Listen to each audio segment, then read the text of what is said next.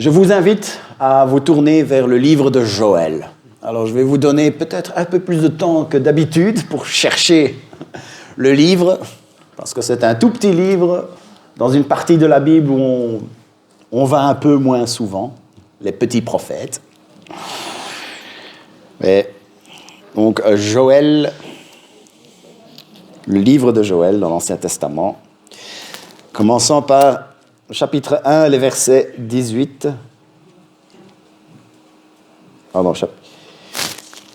Chapitre 2, versets 18 à 20. Joël 2, 18 à 20, et puis nous lirons le chapitre 3 dans son entièreté.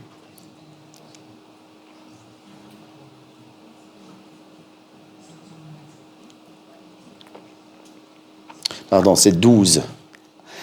Joël, j'ai vraiment écrit n'importe quoi ici. C'est Joël 2, le verset 12. Voilà. Joël 2, 12. Maintenant encore, déclare l'Éternel, revenez à moi de tout votre cœur, avec des jeûnes, avec des pleurs et des lamentations. Déchirez votre cœur et non vos habits. Et revenez à l'Éternel votre Dieu, car il fait grâce.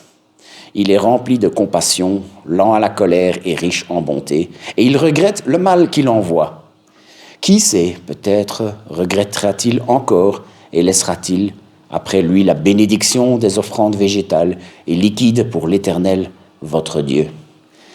Et maintenant, pour vous sauter quelques versets, on va au chapitre 3, que nous allons lire, les 5 versets.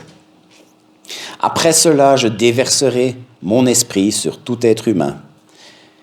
Vos fils et vos filles prophétiseront. Vos vieillards auront des rêves, et vos jeunes gens des visions. Même sur les serviteurs et sur les servantes dans ces jours-là, je déverserai mon esprit. Je ferai des prodiges dans le ciel et sur la terre, du sang, du feu et des colonnes de fumée. Le soleil se changera en ténèbres et la lune en sang avant l'arrivée du jour de l'Éternel, de ce jour grand et terrible. Alors toute personne qui fera appel au nom de l'Éternel sera sauvée. Il y aura des rescapés sur le mont Sion et à Jérusalem, comme l'a dit l'Éternel, et parmi les survivants que l'Éternel appellera. Seigneur, merci pour ta parole. Nous voulons la respecter, nous voulons l'approcher avec humilité. Et nous te demandons que ce soit ta parole qui nous transforme et ne nous permet pas de la transformer. Seigneur, que cette parole puisse nous parler aujourd'hui et que ce soit toi qui aies le dernier mot. Seigneur, merci parce que tu nous donnes ton esprit, parce que tu nous accompagnes. Au nom de Jésus. Amen. Amen. Ce que je vais faire aujourd'hui, c'est une prise de vue en altitude du livre de Joël. Comme une satellite peut prendre en une prise de vue, on peut voir toute une ville, tout un pays. Ici, nous allons regarder le livre de Joël en une prise de vue, une vue en altitude. Tout le livre dans une petite prédication. Joël s'adresse à un peuple qui vit dans la désolation.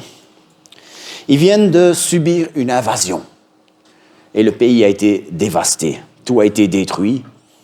Les cultures ont été brûlées ou volées. Et une grosse partie du livre est en fait une description de l'état dans lequel le pays se trouve et l'état dans lequel le peuple se trouve à cause de tout cela. Au chapitre 1, il le compare à une invasion de sauterelles. Il dit ce que la chenille a laissé, la sauterelle l'a dévoré. Ce que la sauterelle a laissé, le grillon l'a dévoré. Ce qu'a laissé le grillon, le criquet l'a dévoré. Il s'agit des différentes phases dans la vie du criquet pèlerin. Peut-être un autre genre de criquet, apparenté, mais c'est ce genre de criquet-là qui avait envahi le pays. C'est peut-être symbolique d'autre chose, mais il parle de la chenille, il parle de la sauterelle, il parle du grillon, du criquet. Ce sont des phases dans la vie du criquet pèlerin. le criquet pèlerin, c'est un insecte absolument fascinant, même s'il est absolument terrifiant. Ange, tu peux mettre là l'image. Il y a justement 4 phases. On parle des 4 types de criquets qui dévorent les cultures. Et il y a justement 4 phases dans la vie du criquet pèlerin. Il peut aggraver des famines. Il peut être à cause de la faim dans de nombreuses régions. En fait, ce qu'il se passe, c'est qu'ils vivent chacun de l'autre côté. Ils ont leur phase solitaire, à gauche, à l'état de larve ou à l'état d'adulte. Leur phase solitaire, c'est parce qu'ils vivent chacun de leur côté.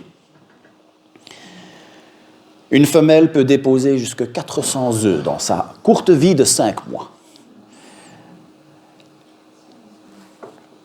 Et sur une année, il peut y avoir 5 générations de ces bestioles. Vous faites un peu de maths et vous vous rendez compte que très vite, ce sont des milliers, très vite, ce sont des millions, très vite, ça deviennent des milliards.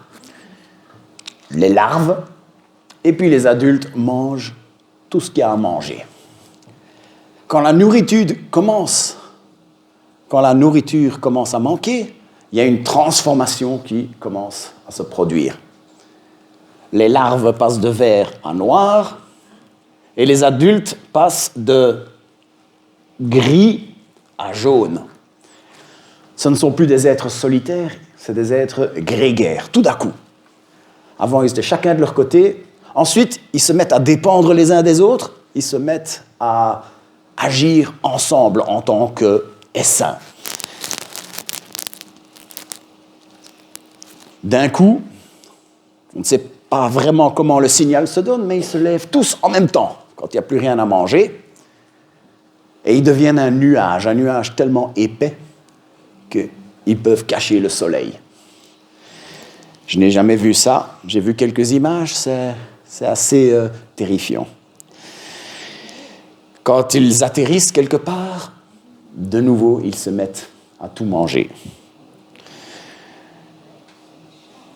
Et puis, et là où ils atterrissent, ils dévastent tout à nouveau. Voilà ce que le verset 4, Joël 1,4 est en train de décrire. Une invasion de sauterelles qui mange tout. Pour un peuple qui dépend de son agriculture, c'est cataclysmique. Le pays se retrouve vidé et le peuple se trouve écrasé, découragé. Peut-être qu'il n'y avait pas vraiment eu une invasion, c'était peut-être une métaphore. Il a parlé de criquets, une manière de parler d'une invasion militaire, un peuple étranger. D'ailleurs, c'est ce dont il parle au verset 6. Il dit « Un peuple est venu fondre sur mon pays. Il est puissant et innombrable. Il a les dents d'un lion, les mâchoires d'une lionne. » Joël, en fait, décrit cette dévastation de manière poétique. Et puis, il dit que c'est le jour du Seigneur. Et c'est une expression qui est souvent utilisée dans la Bible. Le jour du Seigneur, c'est chaque fois que, tu peux retirer l'image, c'est chaque fois que Dieu intervient personnellement dans l'histoire. Et c'est souvent terrible comme jour. Dans le passage qu'on a lu, le jour du Seigneur, ce jour terrible, ce jour terrifiant, c'est le jour où Dieu punit le mal.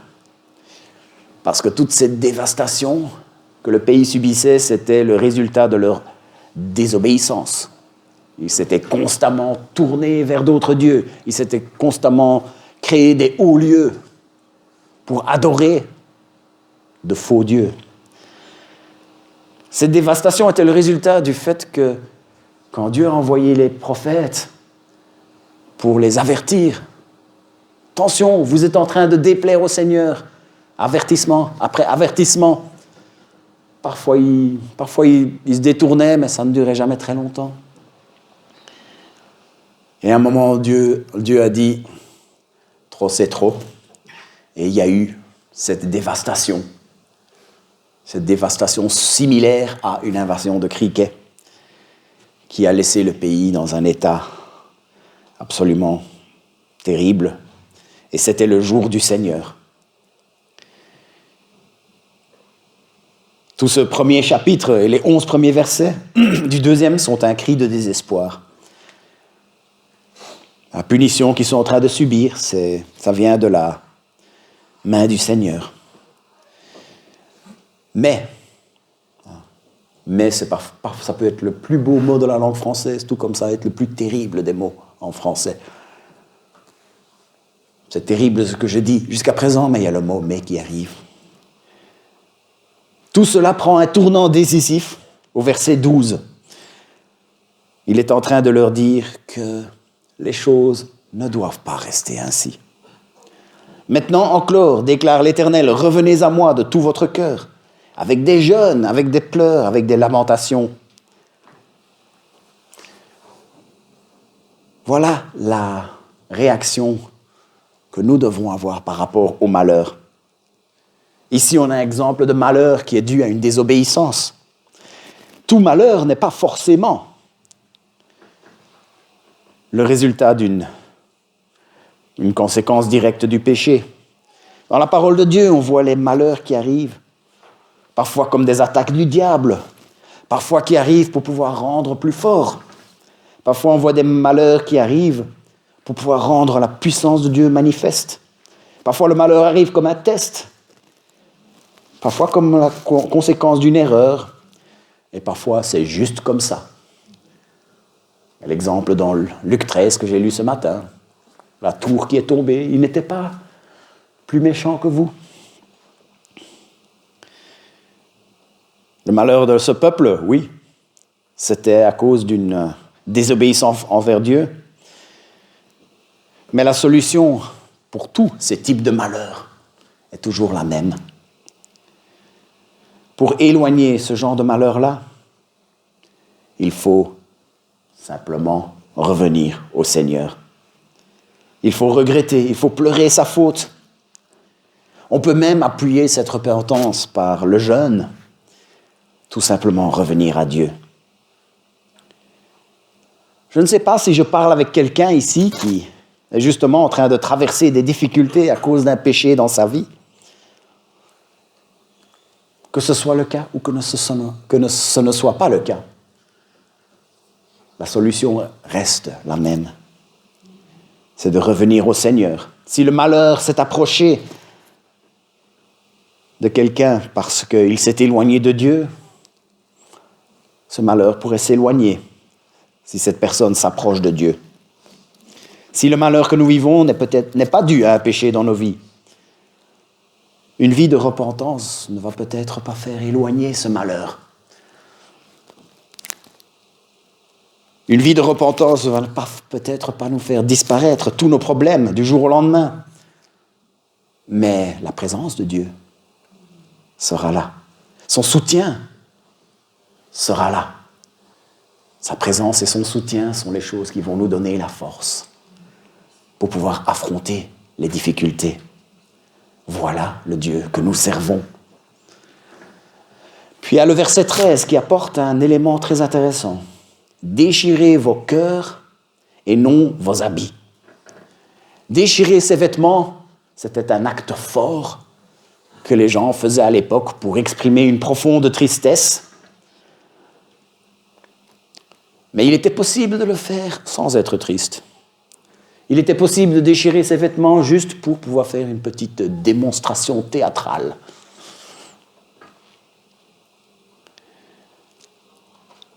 Dieu nous demande d'être tristes pour nos péchés.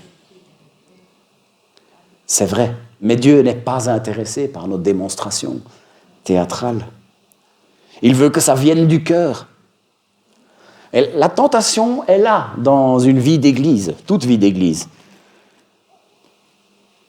La tentation, c'est de pouvoir faire des gestes sans que le cœur y soit, celui de déchirer nos habits, sans déchirer notre cœur.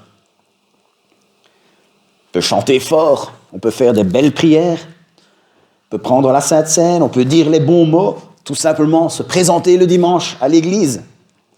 Ce sont toutes des choses qui sont bonnes, oui, mais qui à elles seules ne seraient que des démonstrations théâtrales.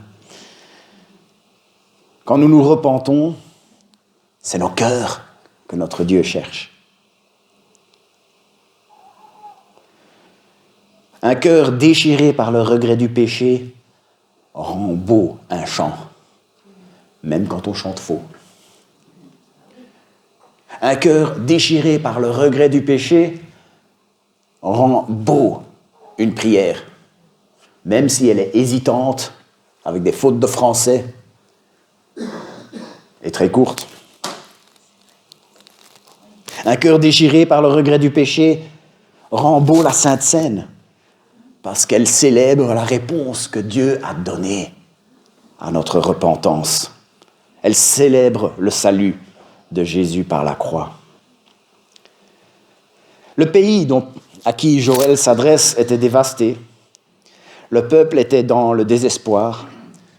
Mais Joël sait exactement où il faut aller chercher l'espoir. Il leur rappelle d'où vient cet espoir. Voilà ce qu'il dit, il fait grâce. Il est rempli de compassion, lent à la colère, riche en bonté. Il regrette le mal qu'il envoie. Qui sait, peut-être regrettera-t-il encore et laissera-t-il après lui la bénédiction.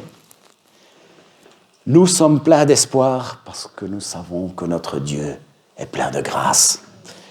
Nous sommes pleins d'espoir parce que nous savons que notre Dieu est plein de bonté. Nous sommes dans l'espoir parce que nous savons que Dieu est lent à la colère.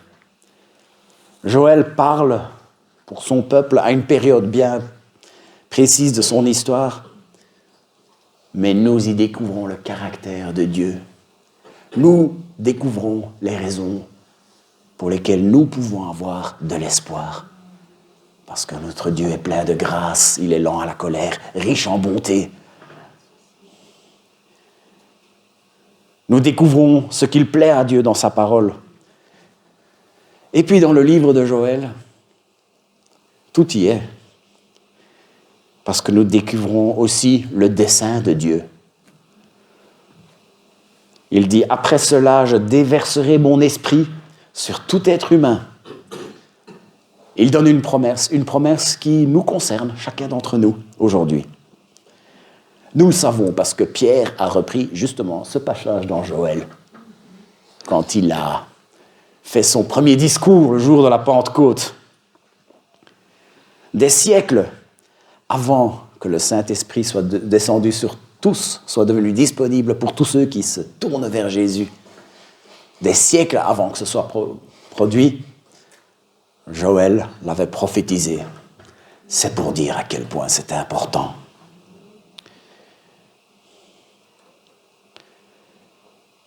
L'Esprit de Dieu est sur des gens ordinaires aujourd'hui, comme toi et moi. Pour toute personne qui s'est tournée vers Christ, aucun ne sera mis de côté. Qu'il soit jeune ou qu'il soit vieux. Vos fils et vos filles prophétiseront, vos vieillards auront des rêves et vos jeunes gens des visions. Aucun ne sera mis de côté. Quel que soit son niveau social, même sur vos esclaves, vos serviteurs, vos servantes, en ces jours-là, je déverserai mon esprit. Voilà. Je vous ai donné un résumé plutôt court de ce livre. Mais maintenant, et ce sera le mot de la fin, le résumé très court de ce livre. Le jour du Seigneur est terrible. La punition du péché est terrible. Néanmoins, il nous appelle à une repentance sincère que nous pouvons avoir de l'espérance parce qu'il est le Dieu de grâce. Aujourd'hui, nous le savons.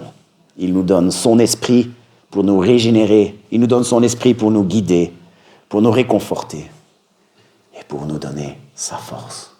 Que son nom soit loué. Prions. Seigneur notre Dieu, nous voulons te remercier pour ces perles qui ressortent de ces gens qu'on appelle les petits prophètes qui nous disent des grandes choses, Seigneur. Seigneur, nous voulons nous souvenir de ta bonté, nous voulons nous souvenir de ta grâce. Nous voulons te louer et t'adorer pour cela. Te remercions parce que nous pouvons avoir cet espoir, puisque tu es le Dieu de grâce, puisque tu es lent à la colère et riche en bonté. Seigneur, nous voulons vivre des vies de repentance.